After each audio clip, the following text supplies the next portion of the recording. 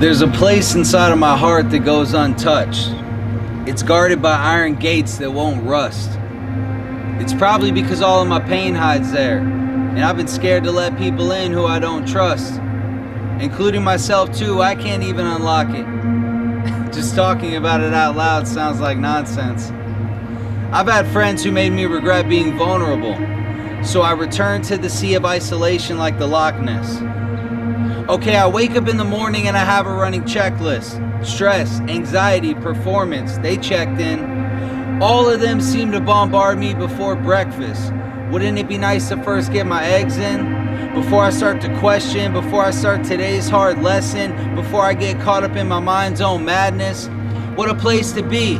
I'd love to escape in peace, but there's no escaping me. I'm stuck inside this body and I can't break the lease. When I walk into the room, I'm wondering what people think. Do they like me? Do they hate me? I mean, should I stay or leave? Am I the only one dealing with these insecurities? Thoughts racing through my head like they're hurrying? I feel like I'm either wondering or worrying. Why does everything in life have to feel like an emergency? Such uncertainty would have me pleading and screaming for you to close the curtain, please, or fly me out to Mercury. 'Cause I already feel like I can't breathe. And it seems to me that my spiritual circumstances are worsening. I know I'm God's child, but I feel like I can't measure up. I'm sure that's the rejection of my earthly father at work in me. What can I do but try to look at the truth and differentiate between facts and the feelings that are cursing me? Lately, when I'm reading the Bible, it's only cursory. I can't get past the sin that is irking me and the shame that encircles me.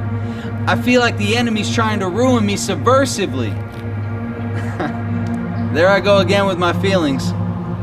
But hey, that's just what happens when my mind is reeling. I could put on a facade and walk around saying I'm blessed and highly favored by God, or I could keep it real with my feelings. What do you think's more appealing? Do you want the real me or the concealed me? I've grown weary of hiding the cards that God deals me. I've battled with alcohol for years and struggled severely. I've doubted my salvation and wondered if it's the real thing. Look, I'm messed up too. It's time I fess up too. Instead of trying to be so cordial and just say that I can't drink cordial, because if I have one drink, things get abnormal.